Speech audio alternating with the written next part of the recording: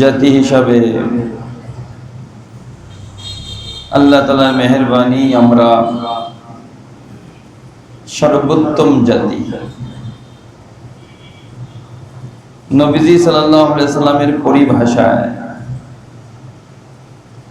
ইন্নাকুম তাতিম্মুনা সাবঈনা উম্মাতান ওয়া আনতুম খায়রুহা ওয়া আকরামুহা আলাল্লাহ। পৃথিবীতে আগমনকারী জাতিসমূহের মধ্যে নিশ্চয়ই তোমরা ৭০তম জাতি। সিরিয়াল হিসাবে, ক্রমধারা হিসাবে আমাদের অবস্থান কত? সাবঈনা উম্মাতান।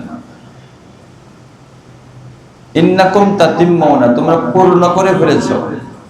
৭০তম হয়ে জাতিকে পূর্ণ করে ফেলেছো, তার মানে আমাদের পরে নতুন আর কোনো জাতি আসবে না। ওয়া আনতুম খায়রুহা ওয়া আকরামুহা আলাল্লাহ।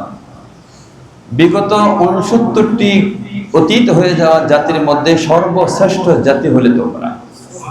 ওয়া আকরামুহা আলাল্লাহ, এবং তোমরা আল্লাহর কাছে বড় সম্মানিত।